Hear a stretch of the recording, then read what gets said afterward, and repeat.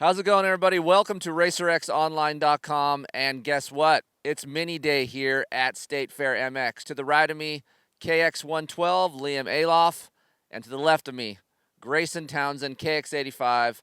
These are the 2022 Kawasaki mini race bikes, I like to call them. So today, we're going to test these things out. My test riders here are going to give us some great feedback, tell us what these bikes do. And, of course, you guys always hear me preach, keep kids on dirt bikes.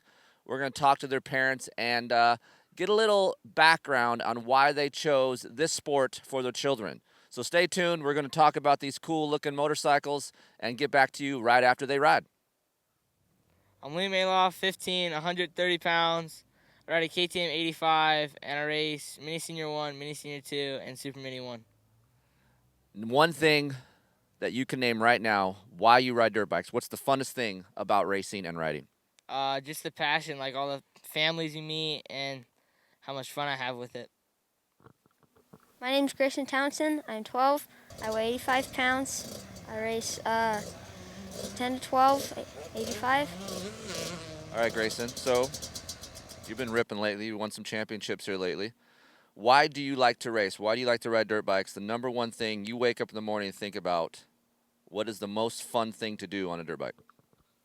Just pop wheelies, have fun, and just cool. Pop wheelies, have fun, it's cool. I like it.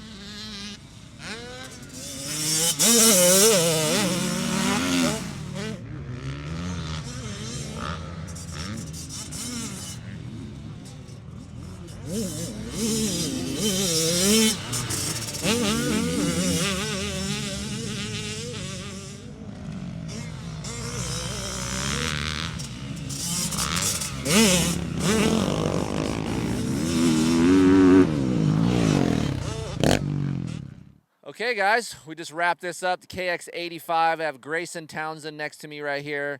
So Kawasaki just made refinements to the 85, unlike the 112, which we'll talk about in a minute. But the 85 has a different radiator design for extra cooling. Dunlop MX33 tires, obviously big boy KX graphics, as well as Dunlop MX33 tires, which is important. You get these kids on some lean angle grip, especially Grayson, how aggressive he rides. So tire traction is very important. Overall ergonomics, bars, suspension is the same as previous years, and we'll talk about the differences between the 112 and the 85. But what I found out from Kaipo from KYB is the 112 and the 85 share the same valving and spring rate. So that is interesting. Obviously, the 112 will have some different swing arm and frame points that we'll talk about. But right now, Grayson, you ride a KTM 85. You're 12 years old, 85 pounds. You came off of a Ponca City championship, 85 open class and 85 stock. 85 stock. So little man can ride a motorcycle. Dirt bikes are fun, right? Yeah, very. So for me, when I hop on a dirt bike, I always think, when I leave the track, what was the most fun part of the track? So today, before we get in the bike, riding this KX85, what part of the State Fair track was the most fun, and what will you think about on the drive home? Because you got a 6-hour drive home tonight. What are you going to think about on this track that had the most fun on this KX85? Probably like the corners, because some of the ruts were really good, and it turns really good. What's more fun, throwing a whip or just nailing a rut really good? Nailing a rut. See, I knew I liked Grayson. Grayson's a good dude. That's what I think about, too. When I go in a corner, man, I love just railing a nice rut, having that perfect form. There's no other feeling like it in the world. All right, so coming off the track, you ride the KTM. The KTM, what you said to me, had a little bit more bottom-end power, but this thing actually pulls really good for you, 85 pounds mid to top end.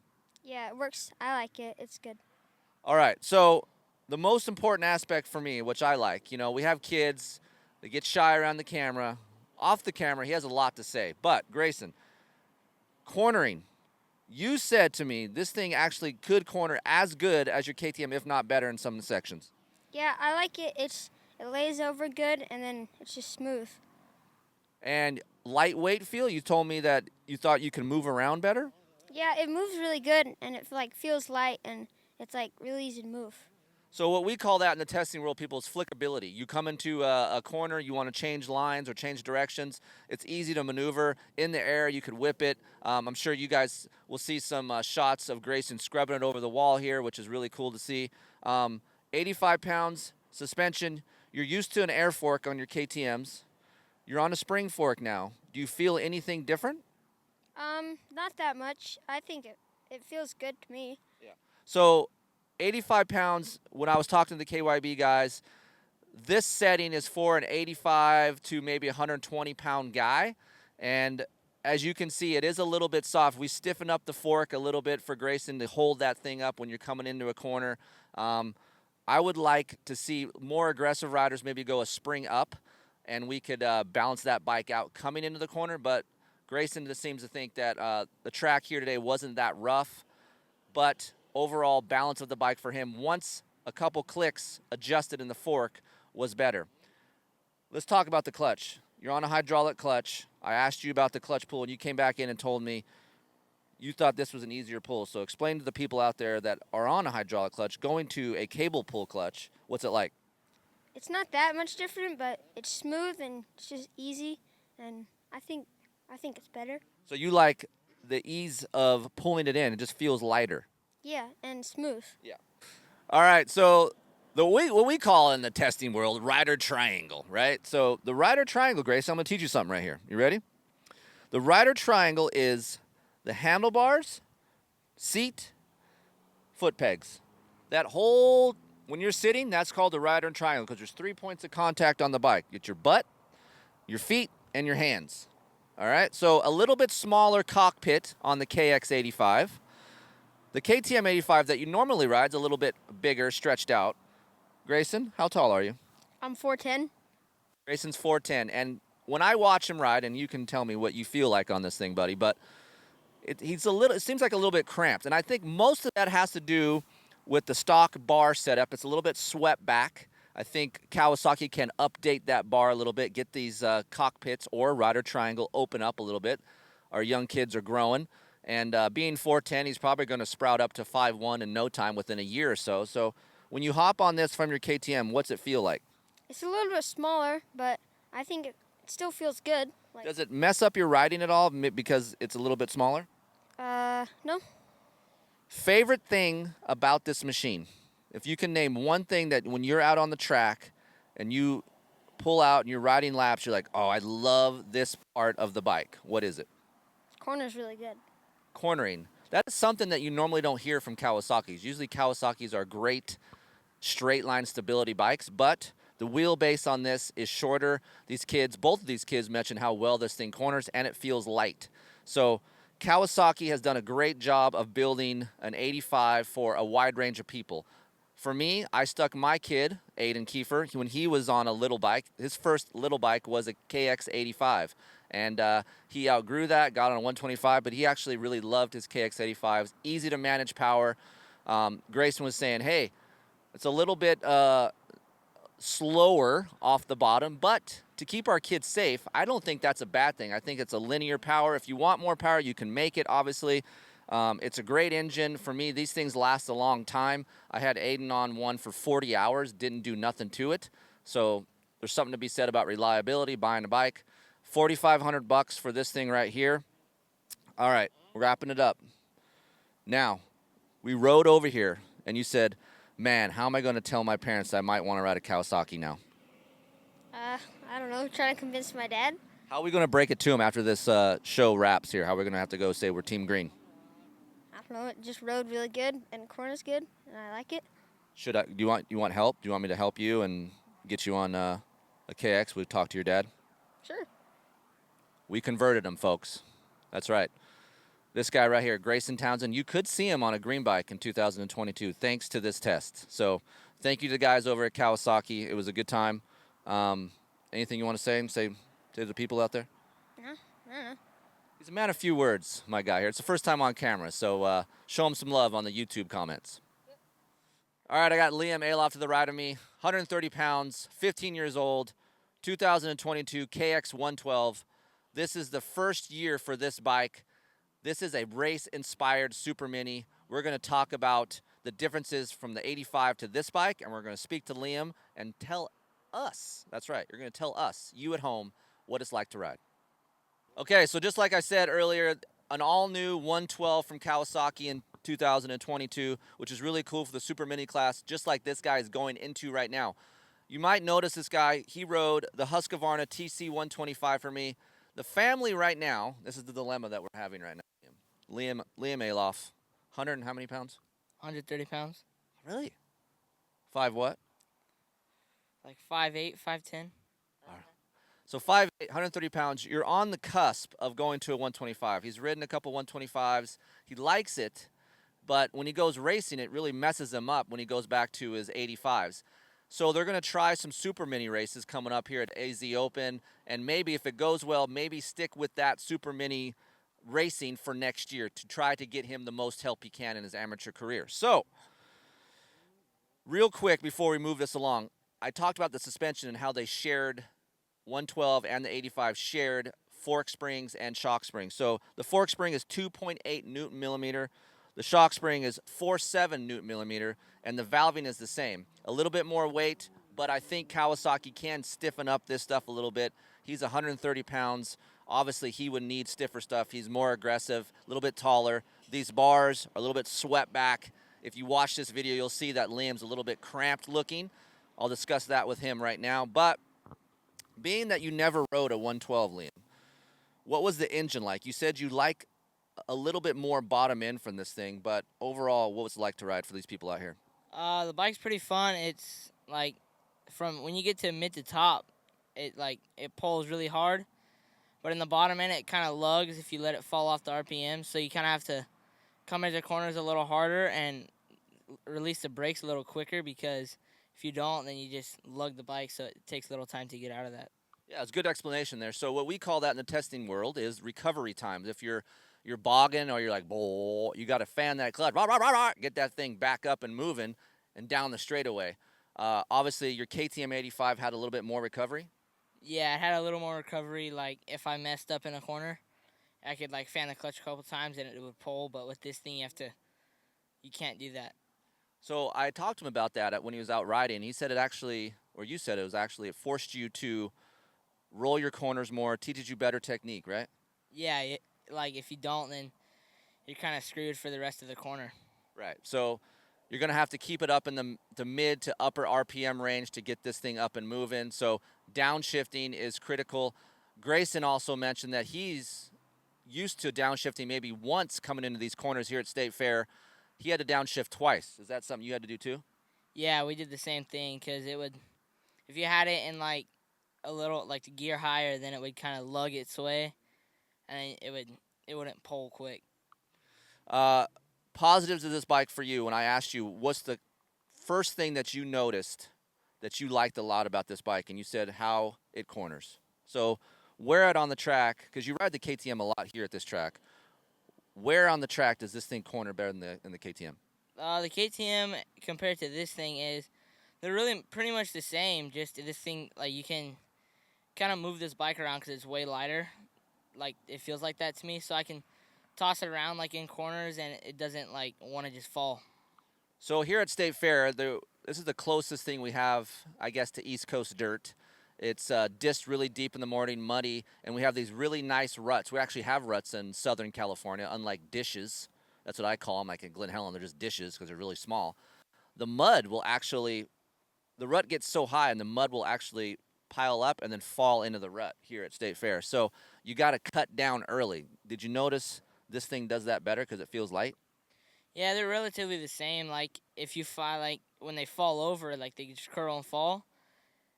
I mean, both bikes will track through it, but if you want to cut out of it, they both just get out of it quick. Yeah, so being that the Kawasaki corners well, again, I said on the big bike side, I don't really see that as one of the KX's strong points, but the 112 is pretty good there. Straight line stability, obviously, State Fair is a little bit tighter of a track. It feels stable to the ground. Yeah, like going into corners, it's not like wanting to go left or right. It just stays in line. Spring fork to air fork. You're on an air fork on your KTM. Did you notice anything different? I mean, honestly, I don't know if you even knew this thing had a spring fork, but now that I said that, was there anything on the track that you noticed that you liked more about this fork? Uh, no, they felt the same to me. Just I didn't know till like after my first session out. So, younger kids, they grow up with air forks. Us older guys, we grew up with spring fork technology. I would think that the more time these kids have on spring forks, the more they'll see how much lean angle traction they have compared to their air fork, unless you're getting your air fork revolved. Stock setting right now, again, maybe a little bit soft on the fork, but really good cornering. If you watch the video of Leum riding, it's a little bit nose low. We went in a couple clicks. Kaipo adjusted it, and you mentioned that it cornered a little bit better after that.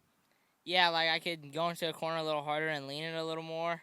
Like before we changed it, I could if I went into the corner and leaned it too hard, then it would just start falling over. All right, clutch. Hydraulic clutch versus cable. Anything different for you? Uh, the just like when you pull it in, it's just a little easier to pull compared to like a KTM clutch. Scrubbing. You notice you can scrub better? I don't know. I saw you off the wall. Look pretty cool. No, they're about the same to me. Okay, so adding some more power to this. Obviously, you want to go to a super mini class. You think this is something you could get used to right away? Yeah, it'd take me like a day to find like my shifting ports on some things, but I could get used to it pretty quick. Did you notice the grips? Do you mind the grips, or is it a little hard for you? I don't mind the grips at all. It's just so easy to please a kid. Like for me, I'm picky. I'm nitpicking this thing. Liam, Grayson, they're like, yeah, it's fine. It's great. Let's just ride. That's all they want to do is ride. So Kawasaki builds a great platform, and now they have a 112 for you guys after they want to race super mini class. This is the kid. Like he's in the middle of it right now. He's got to make a choice: super mini or 125. He's here today. He has another super mini he's going to ride. He chose to ride this. He really likes this bike. Obviously, Team Green support is huge, especially if you're going racing, you're spending money. There is no other better manufacturer than Kawasaki and Team Green that gives the most support for amateur racers, and that even goes up to vet racers. So they do it the right way, and you guys have ties with Pro Circuit, so if you guys end up going this route, obviously Mitch would lay his hands on this thing. Yeah, more than likely, like Dad will probably talk. Talk to Mitch and be like, Mitch, my kid needs some help. You nervous around Mitch? No, I haven't really talked to him a lot. Exactly. No one talks to Mitch unless Mitch talks to you. So it's a very rare thing. Good job to the Kawasaki guys and KYB for actually building a comfortable machine. Although soft, and you noticed that too on the fork, does it really hinder you? Like, let's paint this picture. If you went and did a lap time on your KTM 85 and you did a lap time on this, granted you just hopped on this today, I don't think you'd be that far off of your lap times. No, I think the same. Just like earlier this morning before we adjusted the suspension, it like every time I landed like nose first or level, it would like want to just it bottomed a little bit and coming into some corners when I was off the throttle on the brakes, and the front just wanted to dive in. Ergonomics, rider triangle. You know what that is, right? Oh, you do. Let's test you. What is a rider triangle? Well, let's rider triangle. No, I don't know a lot about it. Okay, so I taught Grayson. Rider triangle is hands, butt, feet. Those 3 points of contact. You mentioned to me a little bit you don't like the sweep of the bars. Maybe a little bit narrow for you? Yeah, they're a little narrow, and then I kind of like a flat bend. Are you a crossbar or a crossbarless rider? Crossbarless. So getting used to a crossbar on this is a little bit different. But again, Kawasaki can update a few things. I think if they went to a different bar, made a clutch adjuster up here. So if the kids are fanning the clutch a lot, they can move that adjuster and get the free play in the correct position while riding. So that is important. But honestly, this is a very cool machine coming out in 2022. The kids are going to be excited. I also heard at Mini Major, this kid named Kyle, which I don't know, he was ripping starts on this thing, no problem. Yeah, he was doing really good on it. Like about, I think he raced like 3 classes, so he got like 4 out of 6 hole shots. It wasn't Monster Kyle, was it? No, You know who that is, right? no. Remember they call about Kyle a monster and Monster Kyle. Okay, I guess it's just me, folks. All right. Wrapping it up here. So you can go check out everything. This is actually, sorry, I didn't mention this, $49.99 for this bike. So not much more than the KX85. And you can race Supermini, right? Bigger wheels, longer swing arm, different frame from the 85. Again, suspension specs are the same. But for me, very fun machine. Leum had a good time. He's very honest with me. If he wasn't having a good time, he would have told me right away, and I didn't hear anything from him. So obviously you enjoyed yourself. Yeah, I enjoyed the bike a lot. All right, so 2022 KX85, KX112. You can go to Kawasaki.com to check out more information, or you can email me, chris@keeferinctesting.com. We're going to try to at least get one of these for a long-term test. Obviously, Kawasaki has to go to other media outlets to do the testing, but I would love to do more mini bike testing for you guys out there, especially the durability side, because I know being a mini parent, the cost of parts is expensive, and changing parts is going to be a commonplace for riders, because Liam crashed today, Grayson crashed today. Those things are going to happen. So favorite part about today, if you, like I asked Grayson, you're driving home, you know how we always think about something on the track that was fun, and that stays with you for a little while, right? On this bike, KX112, what part of the track was the most fun? A lot of the corners, like early morning, they were decent, and then as the day just went on, they got deeper and deeper. RacerXOnline.com, folks. Obviously, RacerX Illustrated publication is still available. 12 issues, $30. Liam, do you read magazines? No, not really. I don't read at all. The youth, people. This is what we got. This is what we got right here. This is what we got to look forward to. I don't read at all, and I don't read magazines. I love magazines, and hopefully you guys do, too. $30, 12 issues. Check it out, RacerX publication. See you guys on the next test.